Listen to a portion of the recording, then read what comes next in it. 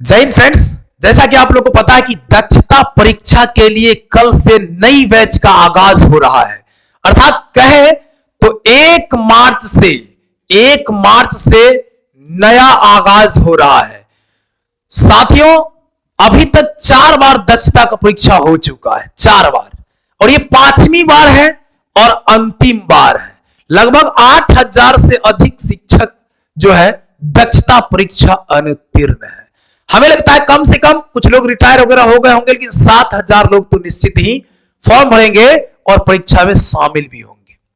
तो उन सभी साथियों तक इसको पहुंचाइए जिससे शिक्षक समाज बदनामी से बचेगा। शिक्षक समाज के ऊपर जो आरोप लगाए जाते हैं कि देखिए इतने में इतने पास हुए, तो इन चीजों से शिक्षक समाज बच सकेगा। साथियों, ये जो है दक्षता परीक्षा को लेकर के लगातार वीडियो बनाए जा रहे हैं। आप लोग लाइव क्लास चूंकि 1 मार्च से शुरुआत हो रही है, संध्या 5 से 7 बजे तक, संध्या 5 से 7 बजे तक कक्षा चलेगा। और इस कक्षा में ज्वाइन करने के लिए आपको 8969094103 पर व्हाट्सएप करना होगा या कॉल करना होगा। कॉल या व्हाट्सएप करके क्लास को ज्वाइन कर लीजिए। वादा है हमारा कि आपको सफलता निश्चित ही मिलेगी। हमारी टीम बहुत ही मेहनत से काम कर रही है। डेली आपको पीडीएफ उपलब्ध कराएगी, डेली आपको लाइव क्लास उपलब्ध कराएगी, और अगर क्लास छूट गया आपसे तो आपको रिकॉर्डेड वीडियो पीडीएफ भी मिलेगा।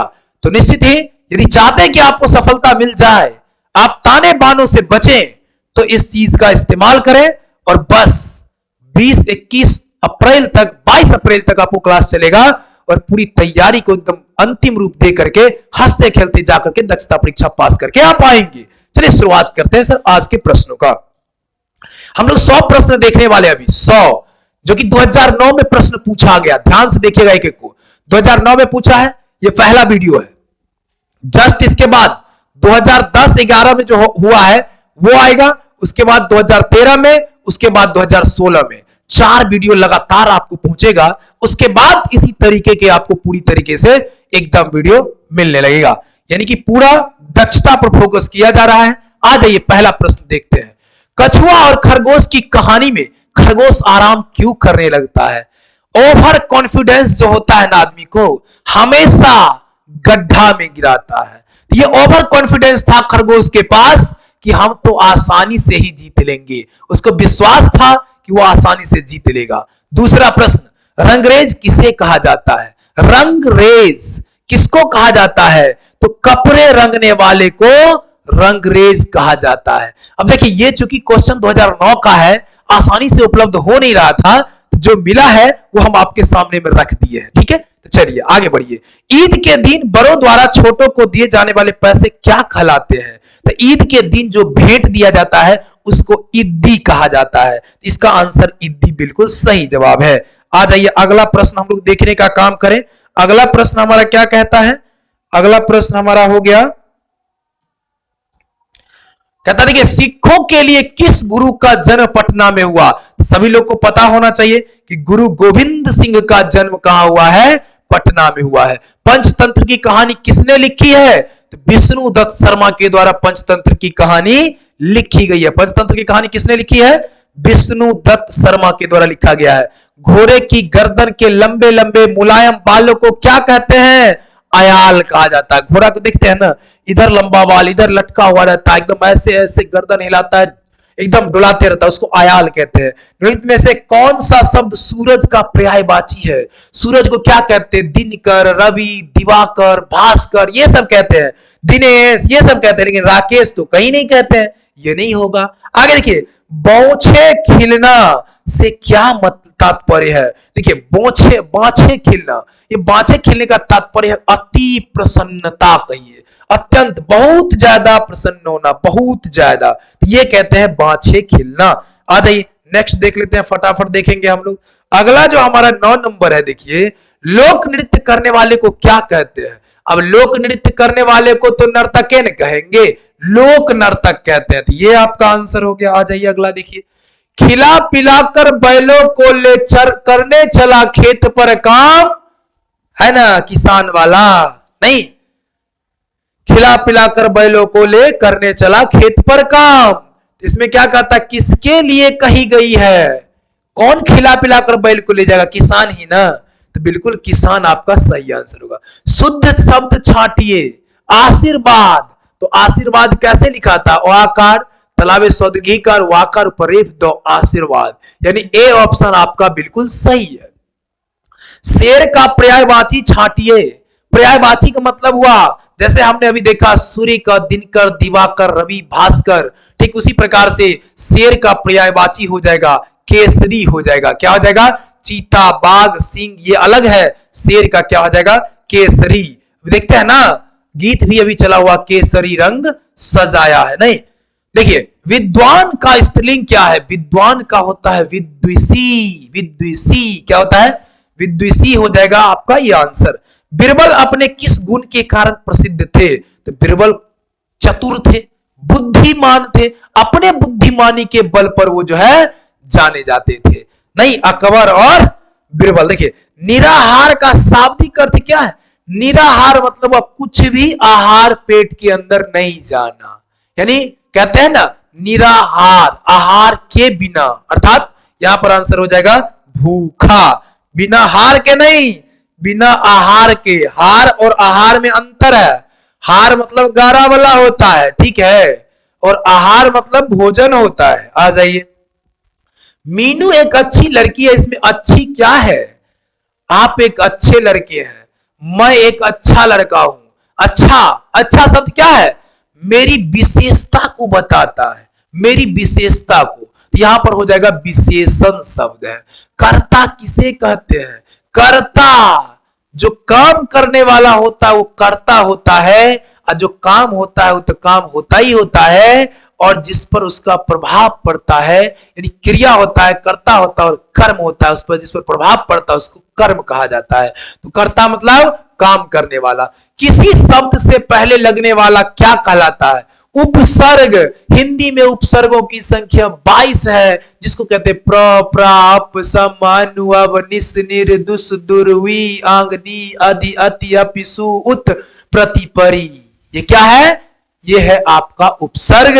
और 22 उपसर्ग टोटल हिंदी में होते हैं, जो शब्द के पहले लग करके उसके अर्थ में परिवर्तन ला देता है, ये होता है। ठीक है, आ जाइए। जगत शब्द का संसार के अतिरिक्त कौन सा अर्थ है?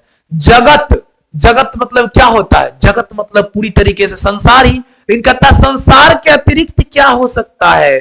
तो कुएं का मेर, या माया का लोक, या नया, क्या हो सकता है? इनमें से कोई नहीं। तो जगत शब्द का अर्थ चूंकि यहां है संसार के अलावा पूछा है, तो यहां पर क्या हो सकता है? जगत में ये माया का लोक हो सकता है। ठीक है, यहां कुएं की मेर है, ये नहीं होगा, आपको माया लोक ही होगा। आज ये 20 नंबर प्रश्न देखने का काम करेंगे। कौन सा शब्द कहता स्त्रीलिंग नहीं है? मतलब पुल्लिंग पूछ रहा, पुल्लिंग। कौन सा शब्द स्त्रीलिंग नहीं है? मतलब पुल्लिंग चाहिए। देखिए प्रतिभा, जंजीर, रोटी, जलेबी, ये सब स्त्रीलिंग है। कैसे? कहते हैं ना प्रतिभा खोज परीक्षा, नहीं, प्रतिभा की खोज की गई है, प्रतिभा की खोज की गई है। यहां पर हो जाएगा जंजीर से बंधा हुआ है, जंजीर से बंधी हुई है, इस तरह से होता है। तो यहां पर क्या हो जाएगा? लोटा और पानी पुल्लिंग है। ठीक है, स्त्रीलिंग नहीं है, ये पुल्लिंग है, बाकी सब स्त्रीलिंग है। ठीक है, आ जाइए अगला देख लेते हैं। अगला प्रश्न हमारा क्या कहता है? अगला है, एक किसान से बदल गया जग, चिड़िया गाती गीत चली।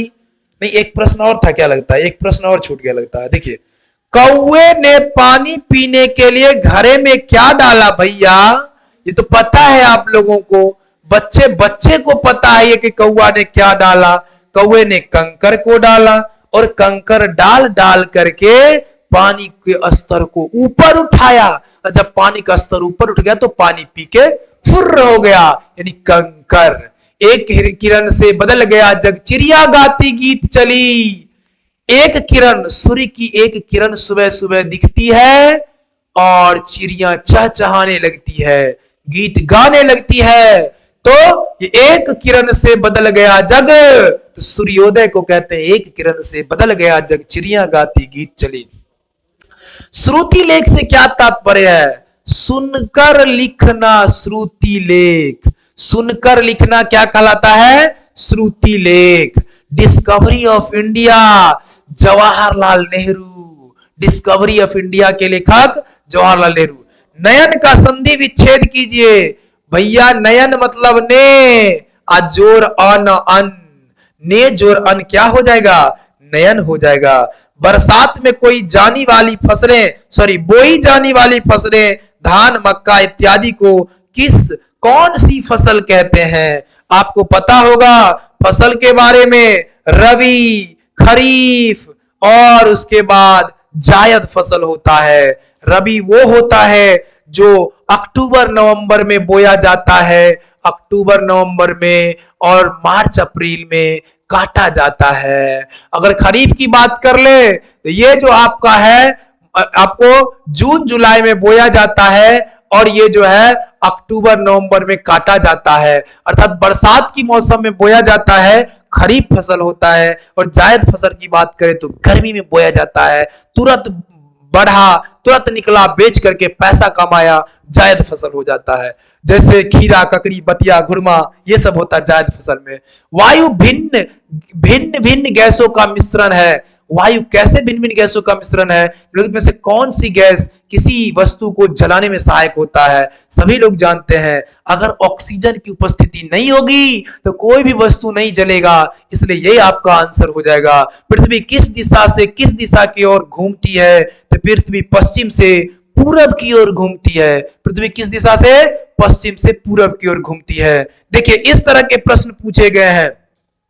हमें ये बताने का ये तात्पर्य है कि देखें कम से कम प्रश्न का लेवल किस तरह का है और हमें तैयारी भी उसी तरह की करनी होगी, तब जाकर के आसानी से।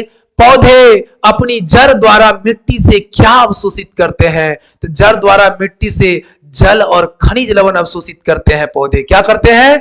जल और खनिज लवण, ठीक है। और जाइलम के द्वारा ऊपर जाता है, पत्तियों तक जाता है। पत्तियों में स्टोमाटा होता है, क्लोरोफिल वर्णक होता है, उसके वजह से भोजन का निर्माण होता है। और जब भोजन बन जाता है तो फ्लोएम उत्तक कार्य करना शुरू करता है और फ्लोएम उत्तक जो है पौधों के विभिन्न भागों में भोजन को पहुंचाने का कार्य करता है। हरी पत्तियों वाली सब्जियों में भरपूर रहती है। अरे खनिज लवण रहता है, खनिज लवण, और विटामिन भी रहती है। हरी पत्तीदार सब्जी खाना चाहिए। जानते हैं ना क्यों खाना चाहिए? क्योंकि खनिज की पूर्ति होगी शरीर में, विटामिन की पूर्ति होगी शरीर में, तो हरी पत्तीदार सब्जी खाना चाहिए। कार्य करने की क्षमता को क्या कहते हैं? 30 प्रश्न ऊपर हो चुका है। आगे देखिए, कार्य करने की क्षमता को ऊर्जा कहा जाता है। कार्य करने की क्षमता को ऊर्जा कहा जाता है। ऊर्जा को अगर देखें तो दो रूपों में बांटा जाता है, गतिज ऊर्जा और स्थितिज ऊर्जा। गतिज ऊर्जा और स्थितिज ऊर्जा के रूप में। सलीम को घेघा, गले में सूजन नामक रोग हो गया है। क्या आप जानते हैं कि यह रोग किस कारण से हुआ है? भैया पता है ना, गला में जो रोग होता है जिसको हम कहते हैं घेघा रोग, आयोडीन की कमी से रोग होता है ना जी, आयोडीन की कमी से होता है। तापमान, बैटरी डाउन हो गया था। देखिए अगला प्रश्न हमारा जो था कि तापमान को किस इकाई में मापा जाता है? तापमान को तो डिग्री सेंटीग्रेड में मापा जाता है, सभी लोग जानते ही हैं।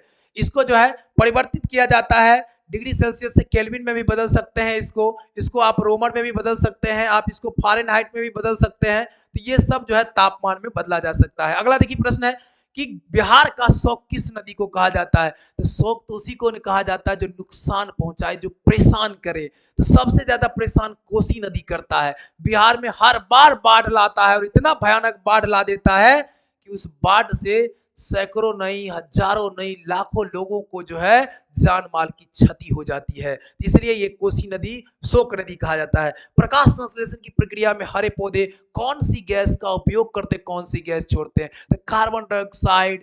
4 चीजों का उपयोग होता है प्रकाश क्रिया में। 4 चीजों को होना जरूरी होता है, CO2, H2O, क्लोरोफिल और क्या? क्लोरोफिल और सूर्य प्रकाश। ये चार चीज के बगैर प्रकाश संश्लेषण की क्रिया हो ही नहीं सकती है। तो CO2 का इस्तेमाल होता है और यहाँ ऑक्सीजन छोड़ा जाता है, जिस ऑक्सीजन का उपयोग मनुष्य के द्वारा किया जाता है और जीव जंतुओं के द्वारा किया जाता है। यदि शुद्ध पानी को गर्म किया जाए तो वह कितने तापमान पर उबलता है? सभी लोग जानते हैं कि 100 डिग्री सेंटीग्रेड पर उबलता है। ऐसे प्रश्न पूछे गए थे, देख लीजिए ध्यान से। प्रकाश को सूर्य से पृथ्वी तक आने में कितना समय लगता है? तो 8 मिनट और 8.3 मिनट, जिसको 8.3 मिनट यानी कहते हैं 8 मिनट और 20 सेकंड कहते हैं, 20 सेकंड कहते हैं। ये 8 मिनट 3 सेकंड, सॉरी 8.3 मिनट ही आपका आंसर होगा। सबसे बड़ा बंदरगाह कौन सा है? तो मुंबई बंदरगाह था उस समय में, अभी भी मुंबई बंदरगाह ही सबसे बड़ा बंदरगाह है। चिपको आंदोलन किससे संबंधित है? आप लोग को पता होगा, सुंदरलाल बहुगुणा। चिपको आंदोलन और पौधों से संबंधित है। वनों की सुरक्षा के लिए वो पेड़ में चिपक जाते थे। आज भी देख रहे हैं कि पर्यावरण की चिंता किसी को नहीं है। आने वाले कुछ समय में वो स्थितियां होगी जिसको मनुष्य सह नहीं पाएगा, सहन नहीं कर पाएगा। इसलिए वनों के लिए निम्नलिखित में से कौन सा पेट्रोलियम का उत्पाद नहीं है? डीजल, पेट्रोलियम, केरोसिन है। सरसों पेट्रोलियम से थोड़े बनता है सर। सरसों जो है वो सरसों राई से बनता है, या सरसों तो खुद उपजता है और उससे तेल निकलता है सरसों का। भारत का मानक समय कितना है? 82.5 डिग्री है, 82.5 डिग्री है, 82.5 डिग्री है, ठीक है। और आप लोग ये बताइए कि कहाँ से है ये कहाँ से लिया गया है? तो हम ही बता दें क्या? इलाहाबाद के कहां पर लिया गया, सो बता दीजिए कहां से लिया गया है? भारत का जो मानक समय है वो कहां से लिया गया है? इलाहाबाद के कहां से, ये बता दीजिए। बिहार राज्य में प्रमंडलों की कितनी संख्या है? कितने प्रमंडल है? 9 प्रमंडल है। दीन ए इलाही की स्थापना किसने की थी? तो अकबर के द्वारा किया गया था। भारत के प्रथम राष्ट्रपति कौन थे? अब ये भी कोई पूछने की बात है। भारत के प्रथम राष्ट्रपति डॉक्टर राजेंद्र प्रसाद। प्रथम प्रधानमंत्री पंडित जवाहरलाल नेहरू ये थे। जैन धर्म के संस्थापक की बात हो रही है।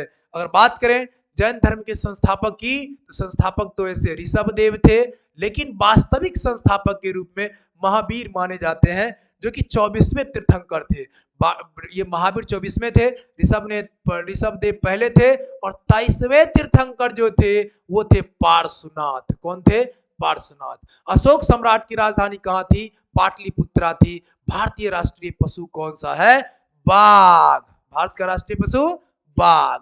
देखिए बिहार राज्य में गंगा नदी का सबसे लंबा सेतु कहां पर है? तो महात्मा गांधी सेतु पटना में है, जो हाजीपुर से पटना को जोड़ने का काम करता है। बिहार राज्य में जिलों की संख्या पहले भी 38 था, आज भी 38 है। कलिंग युद्ध से संबंधित निम्नलिखित में से कौन सा है? तो अशोक का जो है कलिंग में जाकर के आत्मसमर्पण कर दिया था। नहीं, हथियार डाल दिया अशोक ने और कहा कि अब मैं नहीं लड़ूंगा किसी के साथ, और लड़ना छोड़ दिया था। देखिए कितने अच्छे अच्छे प्रश्न गणित में पूछे गए हैं। 15 में 1 का स्थानीय मान देखिए, अगर 15 हो तो इसको कहते हैं इकाई भैया, और इसको कहते हैं दहाई, और दहाई का मतलब होता है 10। तो 1 का स्थानीय मान हो जाएगा 1, और 1 अंक है तो 0, अर्थात 10 हो जाएगा। इसी प्रकार का क्लास यदि करना है तो निश्चित ही ज्वाइन करिए, हर हाल में आपकी सफलताएं मिलेगी। 1 7 17 में दहाई कितना है? 1 7, ये क्या है? इकाई। ये क्या है? दहाई। दहाई में क्या हो जाएगा? 1 हो जाएगा। 3 का गुणज पूछा है। इतना छोटा प्रश्न तो पूछना नहीं चाहिए था, लेकिन पूछ ही दिया, तो चलिए बता देते हैं। 3 का गुणज, जिसमें 3 से भाग लग जाए 9 होगा, यानी 3 गुने 3 कर सकते हैं तो 9 होगा। 8 में भाग लगेगा 2 गुने 7 में। गुणज का मतलब हुआ जब गुना किया जाए तो 3 से उसमें मतलब 3 का गुणज हो सके। वो 1 2 इसमें उपयोग करके कहता अंकों की सबसे छोटी संख्या आपको दिया है 1, आपको दिया है 2 3 4 और 0। बताइए 0 तो पहले आएगा नहीं। अगर 0 पहले डाल देंगे, 1 2 3 4 लिखेंगे तो भैया ये 0 होगा ही नहीं, ये आपका 4 अंक का संख्या हो जाएगा। हमें 5 अंकों की सबसे छोटी संख्या चाहिए, तो आपको करना होगा पहले छोटका 1, तब 0, तब 2, 3, 4 ऐसे आप लिखेंगे, ये आपका आंसर होगा। 4 रुपया 75 पैसे के पेन खरीदने के लिए 25 पैसे के कितने सिक्के? सर जी 4 रुपया में 25 पैसा क्या गो? 1 रुपया में 4 गो 25 पैसा, 4 रुपया में 4 गो 16 गो। अब 75 पैसा है मतलब कितना? 3 गो, तो 16 3 19 गो 25 पैसे हो जाएगा। 75 पैसा में 3 गो 25 पैसे होता है। 4 किग्रा 50 ग्राम में कितने ग्राम होते हैं? अब बताइए, ये कोई पूछने वाली बात है? 4 किग्रा मतलब हुआ 4000 ग्राम, और 50 ग्राम जोड़ दीजिएगा तो 4050 आपका आंसर होगा। 4050 ग्राम हो जाएगा। 3 लीटर दूध लेने के लिए 200 मिली को मिली वाला कितने मापक लेने होंगे?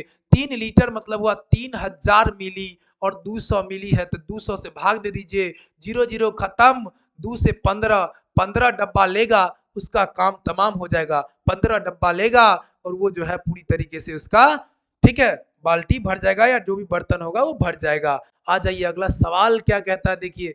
एक रेलगाड़ी दिल्ली से शाम 5 बज करके और 10 मिनट में चलती है, और शाम 5 से 10 बजे चलती है, और आगे चल करके जो पहुंचती है अगले दिन सुबह 6:45 में। तो सीधा बताइए 5:10 से 6:45 में पहुंचने में आपको तो पहले लगेगा 1 घंटा 35 मिनट।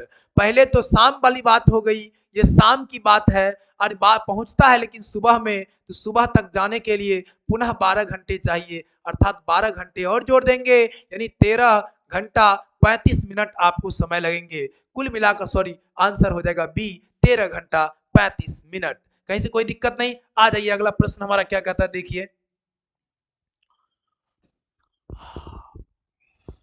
अगला प्रश्न कहता है, देखिए, छोटी भिन्न कहता है, छोटी भिन्न। अब देखिए अंतर से भी आप निकाल सकते हैं। 21 7 14 का अंतर है। यहाँ देखिए 21 11 में 10 का अंतर है। यहाँ देखिए 21 और 5 में 16 का अंतर है। 21 और 13 में कितना का अंतर है? 13 और 9 21 का अंतर है। यहाँ देखिए सबसे अगर कम अंतर देखेंगे तो यहीं पर है, ये आपका क्या हो जाएगा? सबसे छोटा भिन्न हो जाएगा। आप भाग लगा करके भी देख सकते हैं, भाग लगा करके देख सकते हैं, नीचे से ऊपर की ओर सारे अंतर है, नीचे से ऊपर की ओर, इसलिए आप भाग लगा करके भी देख सकते हैं, यही आपका सबसे क्या हो जाएगा? छोटा हो जाएगा। 42/56 का सरलतम रूप काटिए ना, 7 छक 42, 7 8 56, फिर कट जाएगा, 2 3 6 2 चौके 8, 3/4 आपका आंसर हो जाएगा। 3/4 का प्रतिशत रूप कहता है सर जी 3/4 लिखिए, प्रतिशत में बदलने के लिए 100 से भाग दीजिए, 4 से काटिए 25, 25 दिया हो गया 75। विजयी भवः नामक बैच का संचालन हो रहा है। विजयी भवः नामक बैच से जुड़िए और अपनी सफलता का परचम लहराइए। आ जाइए अगला प्रश्न हमारा क्या कहता है, देखते हैं। 62 नंबर प्रश्न कहता है, देखिए, कहता है 2^5 का घातांक, घात मतलब ऊपर पावर होता है, और घातांक मतलब घात वाला अंक, यानी ऊपर वाला अंक कहता है 5 आपका सही आंसर हो जाएगा। 1296 का वर्गमूल कहता है, वर्गमूल बना लीजिए, गुणनखंड विधि से बना सकते हैं, ऐसे बना सकते हैं 3 3 9 9 3 9 6, 3 जोड़ दीजिए 6 हो गया, 6 से लगाइए 6 36, 6 36 3 39, कट गया, ये 36 आपका एग्जैक्ट आंसर हो जाएगा। इस तरह से वर्गमूल बनाते हैं। गुणनखंड विधि के माध्यम से भी वर्गमूल आप बना सकते हैं। चलिए 90 डिग्री के कोण को क्या कहते हैं? तो 90 डिग्री का कोण क्या होता है? 90 डिग्री के कोण को समकोण कहा जाता है। क्या कहा जाता है? समकोण। त्रिभुज के तीनों कोणों का योग कितना होता है? त्रिभुज के तीनों कोणों का योग 180 डिग्री होता है। कितना होता है? वर्ग की परिमिति, ये थोड़ा फास्ट चलता है नीचे वाला, लेकिन बहुत फास्ट चलता है, उसको स्लो हो सकता है क्या? वर्ग की परिमिति क्या होती है? देखिए वर्ग की परिमिति, वर्ग की चारों भुजाएं बराबर होती है, और जब चारों भुजा बराबर होगा, परिमिति मतलब सभी का योग होता है, तो a plus a plus a plus a मतलब 4 गो ए हो जाएगा। इसको कह सकते हैं 4 गुने भुजा। इसको क्या कह सकते हैं? 4 गुने भुजा, 4 गुने भुजा होता है। आ जाइए अगला, आयत का क्षेत्रफल पूछा है। क्या मजेदार सवाल पूछा है। क्या अभी भी वैसा पूछेगा? जी नहीं, अभी तो ऐसा पूछेगा नहीं। लंबाई गुने चौड़ाई, ये लंबाई ये चौड़ाई है। थोड़ा सा इससे मॉडरेट पूछेगा, जमाना बदल गया है, अब मॉडरेट प्रश्न आने लगे हैं, इसलिए आप लोग ये मत सोचे कि यही पूछेगा, नहीं, बिल्कुल नहीं। आगे देखिए, एक वृत्त की त्रिज्या 7 सेमी है, उसकी परिधि क्या होगी? वृत्त की परिधि 2πr होता है। 2 का 2 वैल्यू, पाई का मान 22/7, त्रिज्या 7 7 कट गया, 22 दूनी हो गया 44, आपका आंसर 44 हो जाएगा। एक वर्ग की भुजा 5 सेमी है, उसका क्षेत्रफल क्या होगा? वर्ग होता है, सभी भुजाएं बराबर 5 5 5 5 5, और वर्ग की क्षेत्रफल की अगर बात करें तो वर्ग की क्षेत्रफल जो होता है वो होता है भुजा स्क्वायर। भुजा का स्क्वायर करे या ए का स्क्वायर लिखे, भुजा 5 है, 5 का स्क्वायर कर दीजिए 25 हो गया। ये है आपका आंसर। समझ में आ रहा है? ऐसा तो नहीं लग रहा कि बहुत ज्यादा फास्ट जा रहा है? अगर लगेगा तो कमेंट कीजिएगा, फिर हम देखेंगे। देखिए पाई का मान कितना होता है भैया, पाई का मान 22/7 होता है। पाई एक अपरिमेय संख्या होती है और 22/7 एक परिमेय संख्या होती है। ये अजूबा बात है। चलिए अगर क्लास ज्वाइन करिएगा तो इसके बारे में डिटेल्स में जरूर बताएंगे। आ जाइए प्रश्न नंबर 71 कहता है एक अनुत्तीर्ण, क्या कहता है, एक अनुत्तीर्ण छात्र के प्रति आपका क्या व्यवहार है? क्या बात करते हैं सर, कोई बच्चा अगर असफल हो जाता है तो उसके प्रति हमारा रवैया बदल जाएगा? क्या हमारा बेटा, आपका बेटा अगर किसी परीक्षा में असफल हो जाता है तो उसके प्रति रवैया बदल लेंगे? जी बिल्कुल नहीं। बेटा किसी का भी हो, अगर फेल कर गया हो तो उसके प्रति हमें और उसको प्रेरित करेंगे। फेल का ये मतलब नहीं होता है कि जीवन के लिए फेल, जीवन कभी कभी आप गौर करते होंगे जो मैट्रिक फेल भी है, सचिन तेंदुलकर को लीजिए, जो कंडक्टर का काम करने वाले लोगों को लीजिए, और आज बिजनेस में वो कहां से कहां है, वो क्रिकेट में कहां से कहां है, आज क्रिकेट के भगवान कहे जाते हैं। तो फेल का मतलब ये नहीं होता है कि वो जीवन में सफल नहीं हो सकता है।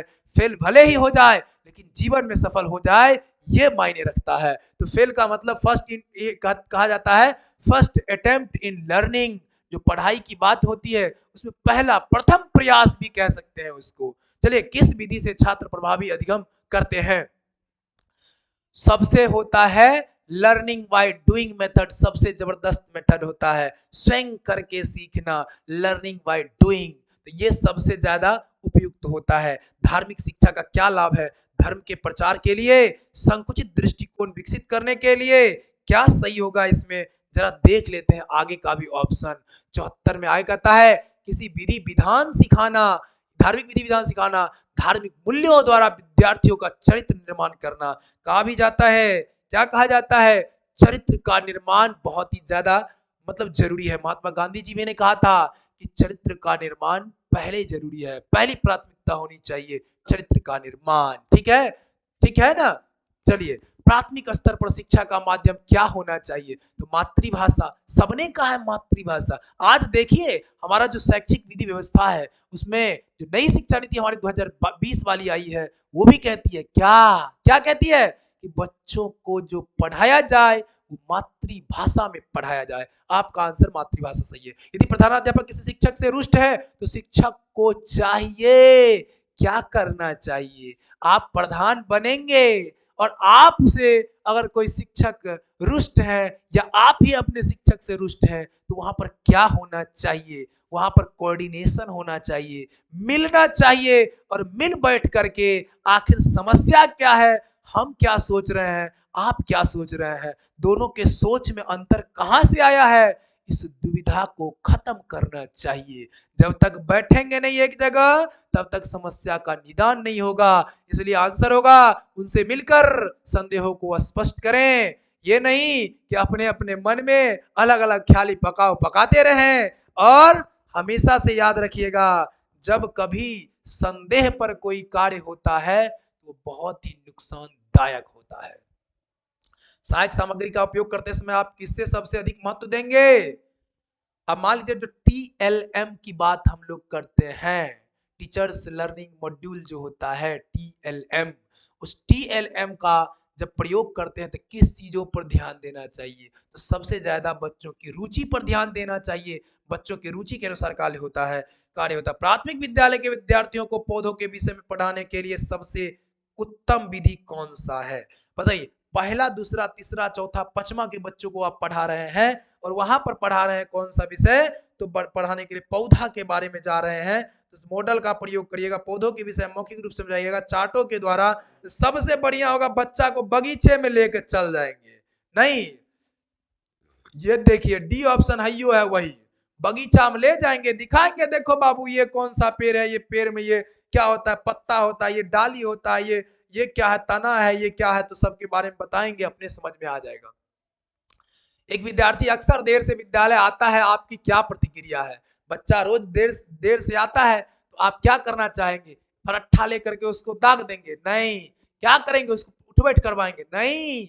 पहले तो देर से आने का कारण पूछेंगे और फिर उसके गहराई को जानेंगे, वो क्यों लेट आता है, उसके गार्जियंस मिलेंगे, उसकी समस्याओं को दूर करेंगे। देखिए, उसे दंड देंगे? बिल्कुल नहीं। अभिभावक को सूचित करेंगे? बिल्कुल नहीं। विद्यालय के प्राचार्य को सूचित करेंगे? बिल्कुल नहीं। उसके देर से आने के कारण को जानकर निर्णय लेंगे। जब तक देर से आने के कारण को नहीं समझेंगे तब तक ये सारे काम में से कोई काम नहीं करेंगे। एक विद्यार्थी किसी अध्यापक के लिए अभद्र भाषा का प्रयोग करता है तो आप क्या करेंगे?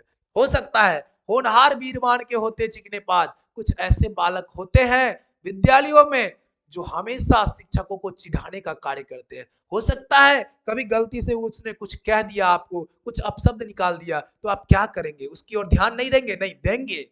नहीं देंगे वाली बात नहीं, देंगे। दंड देंगे? नहीं, ये दंड तो नहीं देंगे। अध्यापक से उसकी शिकायत करेंगे? ना ना ना ना ना।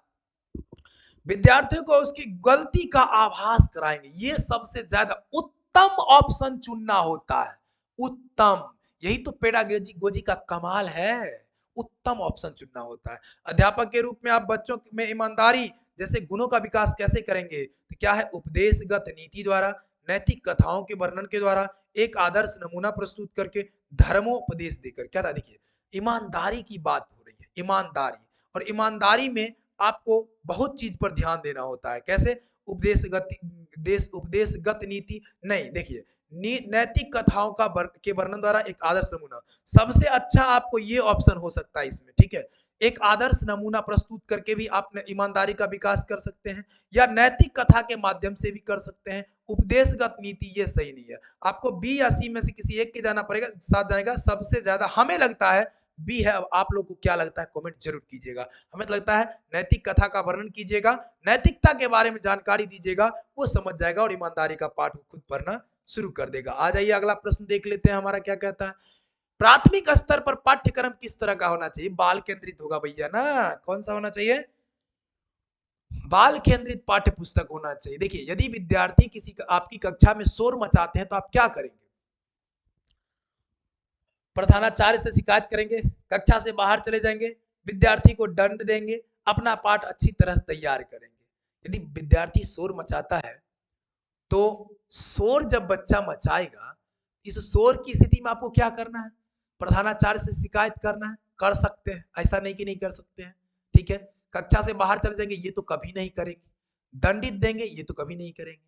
अपना पाठ अच्छी तरह तैयार करेंगे, ये भी कर सकते हैं। अब इन दोनों में अगर बेस्ट को देखें तो ये आपका डी सही जा रहा है। कहेगा कैसे? तो बच्चों को हम प्रयास करेंगे, शोर मचा जो रहा है, अब एक आध % अगर बदमाशी कर रहा है तो नजरअंदाज वहां भी नहीं करना है, लेकिन उसको समझाते बुझाते हुए तब इसको जो है पाठ को तैयार कराने का काम करेंगे। ठीक है, अच्छा छात्र वह है जो सीखने के लिए उत्सुक है। बिल्कुल, जिज्ञासु छात्र होना चाहिए। जितना ज्यादा जिज्ञासु होगा उतना ज्यादा बेहतर वो सीखेगा। सलीम कक्षा 3 का विद्यार्थी है। विद्यालय में उसकी प्रगति संतोषजनक नहीं है। संतोषजनक नहीं है।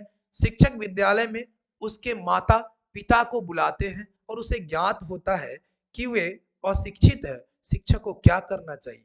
ग्राम में क्या करना चाहिए? देखिए, अमूमन आपको हमेशा देखने को ऐसा केस मिलता है कि आप जो है बच्चों के गार्जियन को जब बुलाते हैं तो वो अनपढ़ गार्जियन होते हैं। मैक्सिमम टाइम आप देखते हैं तो क्या करेंगे कि उसको चेतावनी देंगे कि वो अधिक मेहनत नहीं करेगा, उसे विद्यालय से निकाल दिया जाएगा। ये तो बिल्कुल नहीं करेंगे। धमकी भरा काम तो करना ही नहीं है।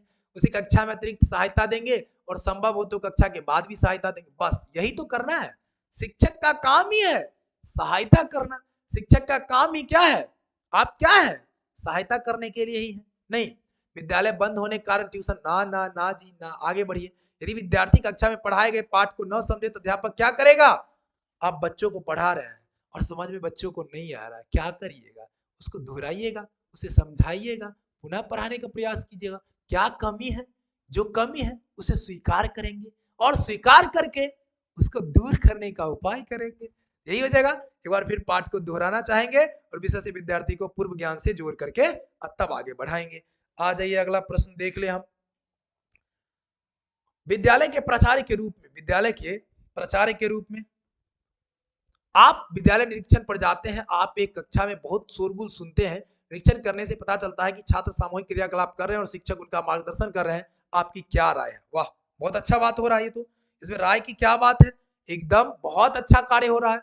ग्रुप वर्क चल रहा हो, जब समूह वर्क चल रहा हो तो बच्चे शोरगुल करेंगे ही करेंगे, और चूंकि बातचीत करना होता है, उसमें वार्तालाप करना होता है, और जब शोरगुल करेंगे तो शिक्षक कहीं ना कहीं उसमें मार्गदर्शन कर रहे होते हैं, और शिक्षक मार्गदर्शन कर रहे होते हैं, हमें तो खुश होना चाहिए, नहीं खुश होंगे हम तो। और आगे देखेंगे ये पढ़ाने का सबसे अच्छा तरीका, क्योंकि छात्र सिर्फ एक दूसरे का नहीं सीखते बल्कि खोज के द्वारा सुनिश्चित तरीके से निकालते हैं। अच्छा, एकदम सही है। आ जाइए अगला देखिए, अगला देखिए क्या कहता है हमारा अगला प्रश्न। अगला प्रश्न ये कहता है कि प्राथमिक कक्षा है, प्राथमिक कक्षा में शिक्षक पानी और बर्फ का अंतर सिखा रहे हैं। पानी और बर्फ का, कक्षा में एक नेत्रहीन बच्ची भी थी, उसे यह अंतर सिखाने का सबसे अच्छा तरीका क्या होगा बताइए। अगर नेत्रहीन बच्चा आपके पास आ जाए, उसको पढ़ाना हो, तो उस स्थिति में हमको क्या करना होगा? बर्फ और पानी में अंतर समझाना है। तो बर्फ और पानी में अंतर कैसे समझाएंगे? बर्फ का टुकड़ा और पानी, उसे क्या करेंगे? प्रत्यक्ष अनुभव कराएंगे, छुआ करके, टच करा करके देखेंगे, ठीक है? तो इससे हो जाएगा। आप निम्नलिखित में उन विद्यार्थियों को अच्छा मानते हैं, किसको अच्छा मानते हैं सर? किसको अच्छा मानते हैं? ए, जो कक्षा में शांत बैठा हो। भाई शांत जो बैठा होगा वो अच्छा कैसे हो सकता है? जो शांत होगा अच्छा कैसे हो सकता है? वो तो बिल्कुल, या तो हो सकता है कि वो क्या है, जो शांत है, मतलब हो सकता है मानसिक रूप से कमजोर हो सकता है ध्यान नहीं दे रहा हो सकता है डरा हो, तो उसको तो ऐसे क्या करना है, उसको अच्छा तो मान ही नहीं सकते हैं। जो बातचीत एक सीमा के भीतर करता हो, जो शिक्षक से हमेशा प्रश्न पूछता हो, यही तो सबसे अच्छा बात है, जो प्रश्न पूछे, और जितना ज्यादा प्रश्न पूछेगा उतना ज्यादा जिज्ञासु है, और जितना ज्यादा जिज्ञासु है वो उतना सीखेगा। यदि कोई छात्र आपसे प्रश्न पूछता है लेकिन आप उसका उत्तर अच्छी तरीके से नहीं जानते हैं, तो ऐसी स्थिति में आप क्या करेंगे? जब छात्र प्रश्न पूछे और हम प्रश्न ना जानते हो तो क्या करेंगे? बढ़िया से धो देंगे उसको, ऐसा करेंगे ना? कभी नहीं, ऐसा तो बिल्कुल नहीं करना है। उसको करना क्या है? विद्यार्थी को ये कहेंगे, ठीक है बाबू, हम उसको देख करके अगले दिन आपको समझा देंगे, एक्सेप्ट करेंगे, हमें नहीं आता है। हर एक कोई आदमी सर्वज्ञ नहीं होता धरती पर। शिक्षक वही बेहतर है जो रोज पढ़ के जाता है, जो रोज एक विद्यार्थी के रूप में रहता है। जब विद्यार्थी है तभी वो शिक्षक है, तभी वो बेहतर शिक्षक है, ठीक है? उसका प्रश्न का असंगत है, बिल्कुल नहीं कहेंगे कि तुम्हारा प्रश्न ही गलत है। कक्षा के विद्यार्थियों के सम्मुख लज्जित होने से बचने के लिए उसे डांट देंगे। वाह, ये तो गजब तरीका है। बिल्कुल नहीं डांटेंगे, उसे प्रश्न में कुछ भी उत्तर दे देंगे। कुछ भी कैसे उत्तर दे देंगे? गलत बात है। छात्र को बताएंगे कि उसके पास प्रश्न का उत्तर मालूम करके आप उसे अगले दिन बात बता देंगे। वेरी गुड, ये आपका सही आंसर है, बिल्कुल। आपके कुछ साथी शिक्षक धूम्रपान के आदी हैं और वे विद्यालय में भी धूम्रपान करते हैं, आप क्या करेंगे? उनके साथ धूम्रपान करना पसंद करेंगे? धूम्रपान तो बिल्कुल बेकार चीज है, वो कैंसर जैसे बीमारियों को जन्म देता है, तो कैसे उसके साथ धूम्रपान करेंगे? धूम्रपान स्वास्थ्य के लिए पर पड़ने वाले प्रभाव एवं विद्यार्थी पर पड़ने वाले प्रभाव को समझाएंगे, असर को समझाएंगे और उसको बंद करवाएंगे। गृह कार्य को छात्रों के लिए लाभप्रद बनाने हेतु निम्नलिखित में से आप कौन सा कार्य उचित करेंगे? छात्रों को क्या करेंगे कि योग्यता के आधार पर गृह कार्य देंगे? जी नहीं, ये हाँ, योग्यता के आधार पर देंगे, ये सही है। गृह कार्य छात्रों की रुचि के अनुरूप देंगे, ये भी सही है। गृह कार्य दैनिक जीवन से संबंधित हो, ये भी सही है। उपयुक्त में से सभी बिल्कुल सही आंसर है। कंप्यूटर युग में आपका अध्यापक महत्वहीन हो रहा है, इस संबंध में आपके क्या विचार हैं? अध्यापक महत्वहीन कैसे हो सकता है सर? ध्यान से देखिए, कैसे हो सकता है अध्यापक महत्वहीन? हाँ, महत्वहीन तब होता है, अब कंप्यूटर का युग है फिर भी अध्यापक की आवश्यकता तो पड़ ही रही है। देखिए, अध्यापक कभी महत्वहीन नहीं हो सकता, बिल्कुल नहीं हो सकता है। कंप्यूटर की मदद से शिक्षण बेहतर किया जा सकता है। हाँ, टेक्नोलॉजी को एडॉप्ट करके, टेक्नोलॉजी के माध्यम से शिक्षण प्रक्रिया को और आसान बनाएंगे, ना कि कहेंगे हम बेकार हैं उसी से काम चला लो, ऐसा नहीं कहेंगे। कंप्यूटर का प्रयोग कर हर प्रकार के शिक्षण के लिए नहीं किया। हाँ, ये भी सही है, हर प्रकार का शिक्षण कंप्यूटर से नहीं हो सकता है। उपयुक्त में से सभी सही होंगे आपके। विद्यार्थियों को उनकी प्रगति के विषय में जानकारी देने से विद्यार्थी में क्या होता है, उत्साहित होता है, अच्छा कार्य करता है और प्रयास करता है वो और आगे बेहतर करने का। आपके कक्षा शिक्षण में एक छात्र प्रायः पीछे बैठकर रेखा चित्र बनाता है, आप उसे क्या करेंगे, उसे कक्षा में पढ़ाए जा रहे विषय पर ध्यान देने को कहेंगे, उसे दंड देंगे, उसकी कला प्रतिभा को उचित दिशा प्रदान करेंगे। बिल्कुल, यदि उसको चित्रकारिता में ही मन है तो उसे चित्रकारिता की ओर धकेलेंगे, पुश करेंगे कि बहुत तू और अच्छा चित्र बनाओ, तो इससे भी बढ़िया बनाओ, और उसी चित्र के बदौलत वो आगे बढ़ जाएगा। ठीक है, ये आपका बिल्कुल सही आंसर है। यदि एक बालक कक्षा में बहुत कम क्रियाशील है तो आप क्या कहेंगे, उससे संबंधित कारणों को जानने का कोशिश करेंगे, यही सबसे ज्यादा बेहतर होगा। खेल एक प्रतिभा है। देखिए, खेल क्या है, खेल एक प्रक्रिया है जिसका उपयोग किया जाता है किसमें, बालकों को पढ़ाने में, बिल्कुल सही, बालकों को क्रियाशीलता में, बिल्कुल सही, बालकों को सिखाने में, ऑल ऑफ दिस सही है, बालकों के सीखने में, सीखने पर सामाजिक प्रभाव पड़ता है, किस चीज का, प्रेरणा का। बिल्कुल, जितना ज्यादा मोटिवेट करेंगे, जितना ज्यादा प्रेरित करेंगे, जितना ज्यादा जो कहानियां है बेहतरीन कहानी सब सुनाएंगे, उतना ज्यादा उसके ऊपर प्रभाव पड़ेगा और वो ज्यादा सीख लेगा। ज्ञानात्मक उद्देश्य का संबंध क्या है, ज्ञानात्मक उद्देश्य मस्तिष्क से संबंधित होता है। शिक्षण में सहायक सामग्री का उपयोग किया जाता है, शिक्षण को प्रमुख शैली के द्वारा, सभी के द्वारा, इसमें सही जवाब है आपके। देख लीजिए, शिक्षण क्या है, शिक्षण को प्रमुख शैली बनाने के लिए, शिक्षण को मनोरंजन पूर्ण बनाने के लिए, शिक्षण को अधिक स्वाभाविक बनाने के लिए, सबके लिए सहायक है। तो इसमें क्या हो जाएगा, देखिए, भारतीय संविधान किस धारा में शिक्षा को मौलिक अधिकार बताया है, ये 21 का है, 21 का क, जिसको कहते हैं 86वां संविधान संशोधन, जो कि 2002 में हुआ था, और इसी के माध्यम से जो है 21 को जोड़ा गया है, जिसे मुफ्त और अनिवार्य शिक्षा के बारे में भी जानकारी दी गई है। आई होप कि आप लोगों को वीडियो अच्छा लगा हो। वीडियो अच्छा लगा हो तो निश्चित रूप से लाइक कीजिए, कमेंट कीजिए और चैनल को सब्सक्राइब कर लीजिए। बहुत बहुत धन्यवाद, और निश्चित सफलता के लिए आप लोग व्हाट्सएप करिए और क्लास को ज्वाइन करिए। बहुत बहुत धन्यवाद।